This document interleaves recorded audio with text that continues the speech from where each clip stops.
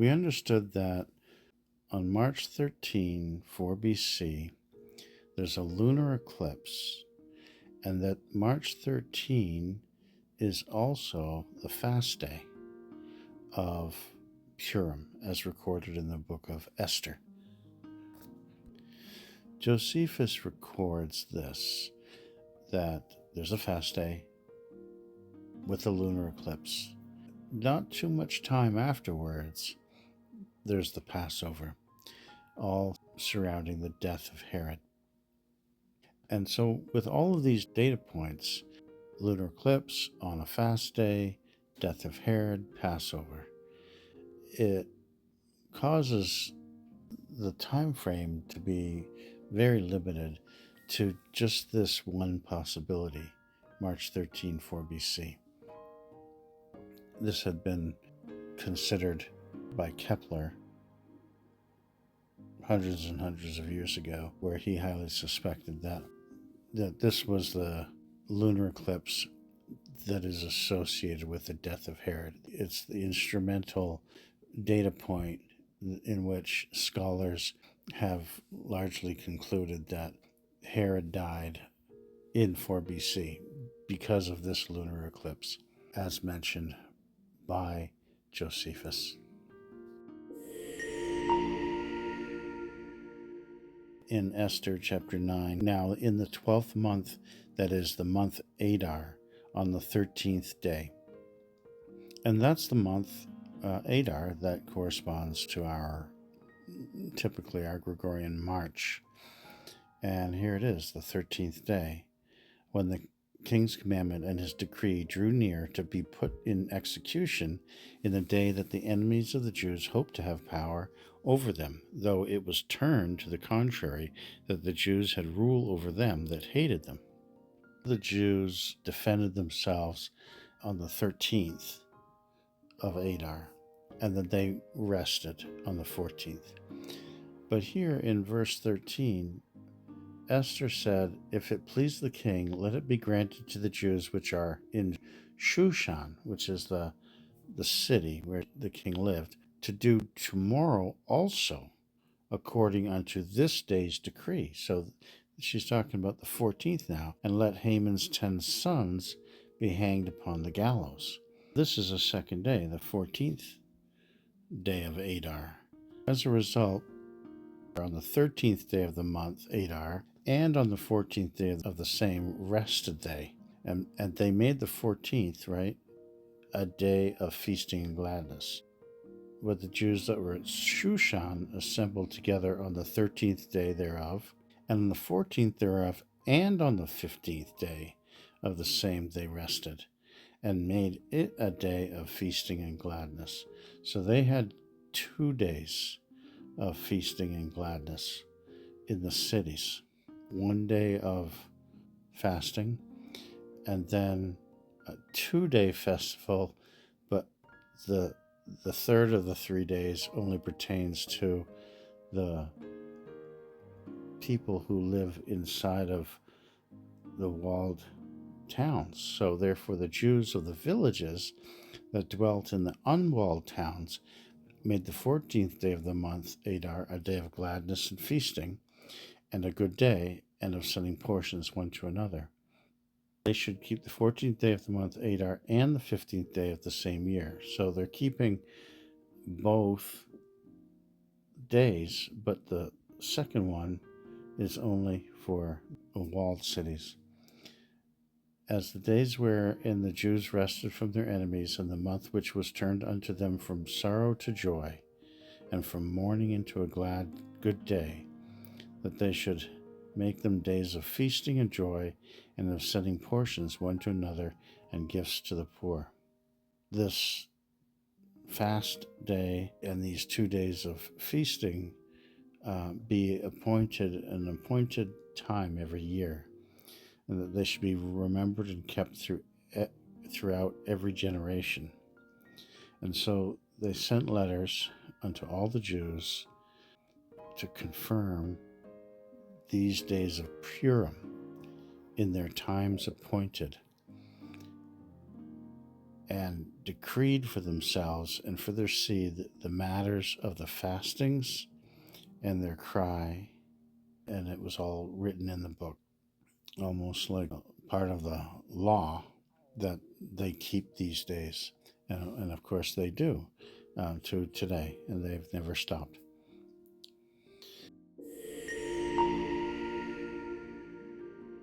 Now, it's important to understand how this Adar 13 became selected to be the day written into the books, into the law of the Persians, to be the day in which the people of the land would rise up to cause a genocide against the Jews. It started in the first month of Nisan, where Haman cast Pur, that is the lot, before Haman. His servants, did that. And the way he did it is that he started on the first month of Nisan, day 1, and he went from day to day and from month to month to the 12th month. That is the month Adar. So he went through the whole calendar. Day 1, casting a lot. Okay, is this the day that we're going to genocide the Jews? And the lot said no. And so they would go to day 2, and it said no. And then they would, throw the dice again, and it's just yes or no. Day 3, no. Day 4, no. Day 5, no. 6, no. 7, no. No, no, no, no. All the way up to 242 days. That's based on 30 days a month. And you would get up to Adar 12, 242 efforts to choose the day. It's amazing, because how do you get 242 no's in a row? This is a lot. This is just by chance. The chances to get 242 no's when it's 50-50 each time they roll. But it ended up no, 242 times for each lot. Could be drawing straws. There's only 2 short straw and a long straw, right? And they picked the short straw 242 times in a row. They must have been very exasperated. They must have been amazed. And then when they came to Adar 13 and they finally drew the long straw, they must have been very excited and very happy. Yes, we have our day. We have the day we get to genocide. And after all those 242 no's, that must have made them very happy that they finally got their yes. And they think that it's their gods choosing for them. That's why they're taking a lot. They take the lot and they're letting their gods choose the day. And what they don't realize is that when they get no 240 times in a row, the odds of that happening are so large that as a believer in the one true God, we've got to conclude that it is the God of Abraham, Isaac, and Jacob who is saying no. Should we genocide the sons and daughters of Abraham today, yes or no? No. God is saying no 242 times. But then God finally says yes. And they get to pick a day. And that yes is happening on Adar 13. Down the line, many years later, this would now be the identical day in which the children in Bethlehem get killed. God ordained this day. God's hand was in choosing this particular day. And it also became a day in which there's a lunar eclipse. So he built an appointed time. A lunar eclipse, a celestial sign, is an appointed time.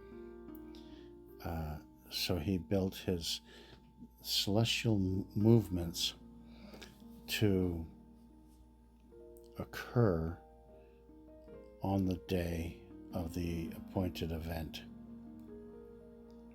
And so that's what's really important to understand, day to day and from month to month. Now we're going to find out a little bit more about this Feast of Purim.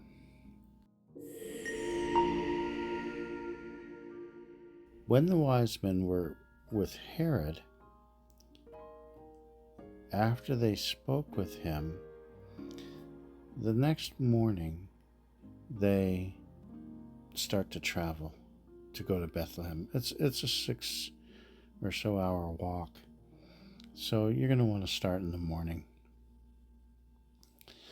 You have to get there, you have to find the child, you have to accomplish all that before it gets dark. You don't know how long it's going to take you to find the child.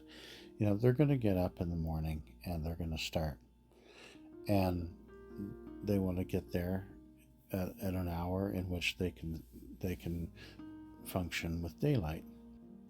When they do that, they depart. And the reason why we also think it's the morning, because lo, the star which they saw in the east. Now, most of the time we read that, they saw the star again, which they had seen when they were living in the east. But this really means the star they saw while they're looking eastward.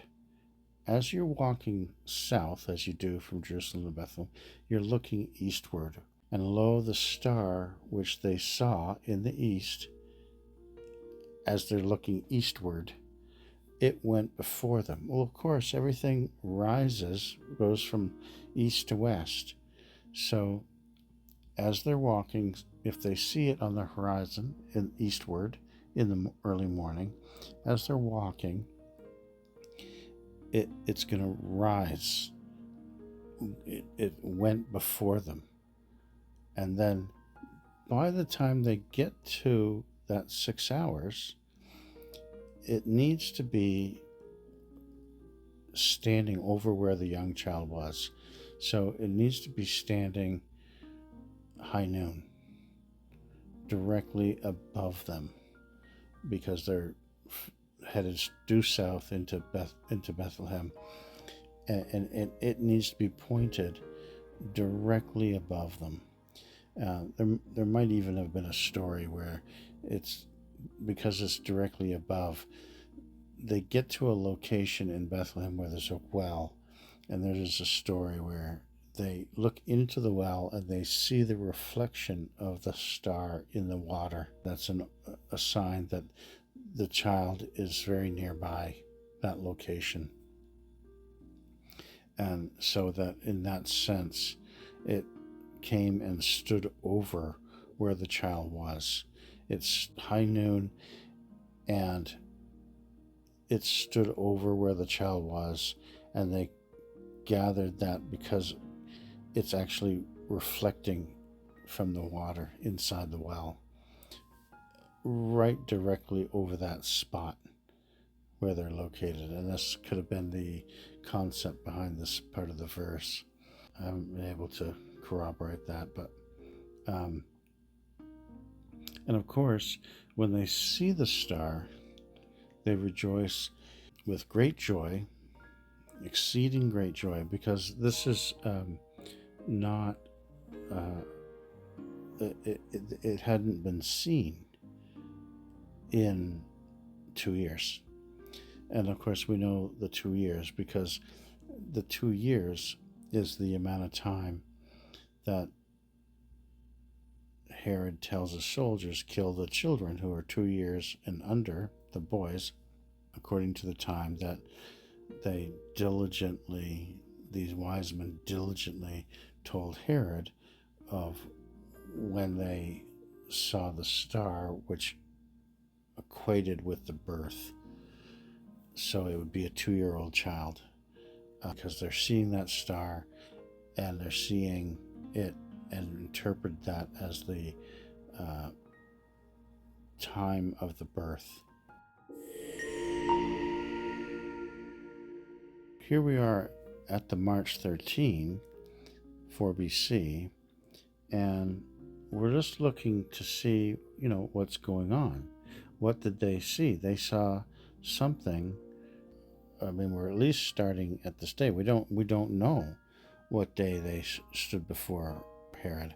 We have this date, and it's sometime before this date. So we're just starting here and looking as to what is going on. Well, the one thing that we do see is that Mercury and Venus, they're always close to the sun. And you have Mars and Saturn, and you have Jupiter is over here, and then the moon is over here. And so there isn't that much going on.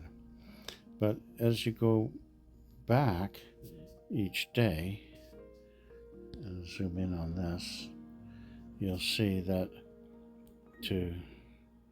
there's the 13th. So 1, 2, 3, 4, 5. About 5 days, Mars and Saturn have come together. So the actual calendar says Saturn passes Mars on March the 8th. And so when we look at that, we're seeing Mars and Saturn, and this is when you, in the naked eye, they're pretty close together. And you could go back further. You could go back several months. And so this is back to December. And look at the calendar. And it's nothing. You're looking for, 2 planets to come together so that they make one brighter looking planet, brighter looking star, or something brighter looking than just the one planet by itself. One planet by itself is normal. That's not a special thing, right? It's only when 2 come together that it gets brighter. And when you start in December and you go forward, the moon passes. Mercury is in conjunction with the sun. That's normal. That happens, all the time. Mercury and Venus are very close to the sun. Nothing special there. Moon passes. Full moon. There's nothing. There's January. New moon. Moon passes Mars. There's no planets passing each other. February, you've got Venus passes Mercury, but that's Venus and Mercury pass each other like all the time. They're very close together. New moon, so that's nothing special. The moon passes stuff all the time, so that's nothing special. Then you come to March 5th, nothing there. So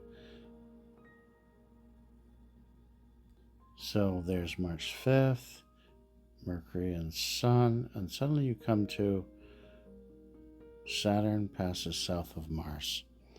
And then you have your lunar eclipse on March 13th. So this is the only two planets that are passing each other to form a brighter looking planet. Let's take a closer look at that. So they start about 8:44 in the morning. And we count the hours. 1, 2, 3, 4, 5, 6. So now we're around 2:45 in the afternoon. And when we look at our location, we're due south. So it's due south that the Mars-Saturn has moved in those 6 hours. And that's what they see. Now, we know that this is what they saw. If this is what they saw in the morning, then we have to see this again if we go back 2 years. And Mars goes around and it goes through all the constellations once about every 2 years. So when we do go back the 2 years, 1, 2, there you see Saturn, and there you see Mars. You see Mars and Jupiter, and then close to Saturn. Jupiter and Mars are in close conjunction. And if you go back 12 more days, 1, 2, 3, 4, 5, 6, 7, 9, 10, 11, 12. Missed one. Let's go back a couple more. If you look at the calendar, you'll see March 21, Saturn passes south of Mars, and then March the 5th, Jupiter passes south of Mars. So they're seeing something here that is 2 years away. So they saw on the 21st, the Mars-Saturn. Saturn represents sort of the female, and you can see why, because she has this pretty set of rings, and Jupiter represents the male, which is larger and has not just the male, but Jesus has the coat of many colors, like Joseph. And when Mars and Saturn are together, that represents when Mary enters into Bethlehem. And when Mars and Jupiter are together, that represents the birth of Jesus. So let's just see what happens when we look at the calendar, the Jewish calendar. This is March the 5th, 6 BC. So what you find when you look up Jesus' birthday on March the 5th of 6 BC, that it's 18th of Adar. Now this we know is incorrect by a few days. So this is really the 15th of Adar. It's off by about 2 or 3 days, 3 days probably here. And why we know that is because March the 5th is a full moon. So when we looked at this, right, Jupiter passes Mars Friday, March the 5th. It's a full moon. So if it's a full moon, then it has to be the 15th. The 15th is always a full moon because they always start their months on new moons. So if you start your month on a new moon, the 15th day will always be the full moon. And so God's feasts, often Feast of Unleavened Bread, starts on the 15th. Feast of Tabernacles starts on the 15th. The second festive day of the Purim time frame is the 15th. The Purim fast day is always the 13th. The first festival day is the 14th, and the second festival day is the 15th. March the 13th of 2024 is the third of Adar 2. So it's lost, it's behind like 10 days. It's back to the same. It's back on track. Where they've their calendar has caught up to the Gregorian calendar. They're back on they've caught up with the solar cycle. For BC, it was the fast day, so for them, we know it had to be the 13th. It was an Adar 13th because they only do for them, in 4 BC, they were celebrating the fast. So this is the lunar eclipse day, so this had to be their Adar 13. But it was also March 13. It's the same, because in this case, it's an Adar 2. So they're catching up to the solar calendar as well. And so when that happens, the dates tend to match the Gregorian date because they're doing a catch-up month. So what we've learned is that the Jews are celebrating a time in which they've overturned the order that was going to cause a genocide of the entire nation. The entire nation of the Jews lived within that kingdom. Even wherever they were exiled, it was probably someplace within that kingdom. It went from India all the way to Ethiopia, to Greece. If they've been exiled anywhere, it was, Babylon or Assyria. It's all within this kingdom. Before the babies were killed in Bethlehem, Mary and Joseph had to escape. And the lunar eclipse was happening on March 13. But we found that March the 8th, the wise men saw the Mars-Saturn, which is what they had saw 2 years prior. Well, they saw Mars-Saturn and a Mars-Jupiter 12 days later. And of course, they're not necessarily going to distinguish whether they're seeing Mars-Jupiter versus Mars-Saturn.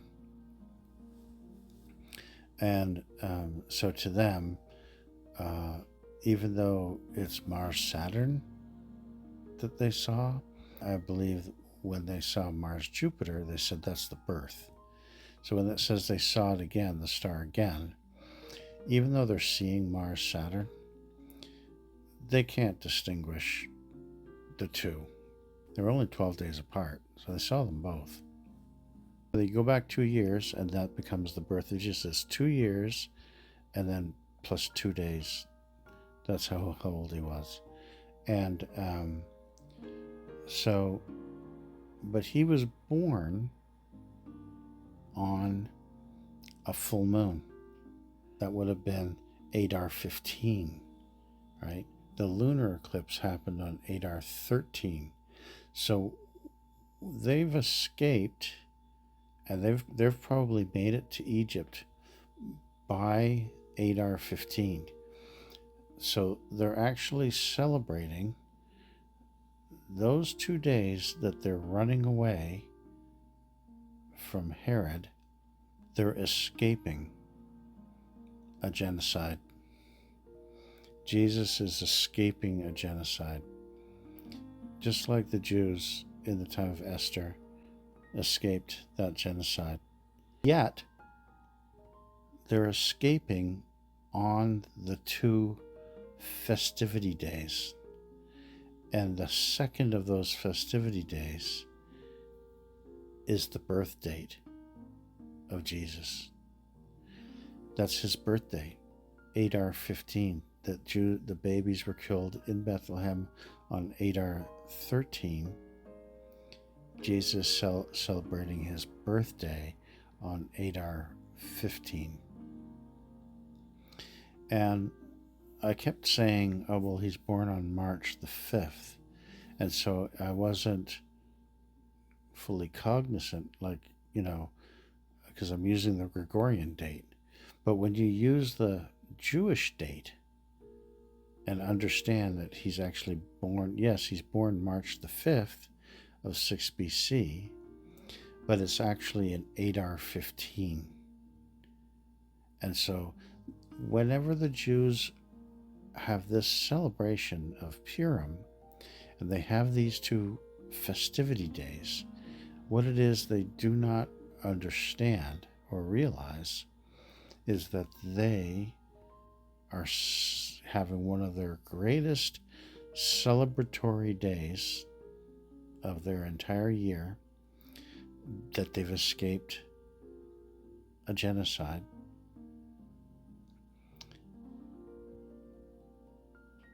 On the birthday of Jesus, they're celebrating Jesus' birthday, a day in which he escaped a genocide. And that's why we know this is the right date.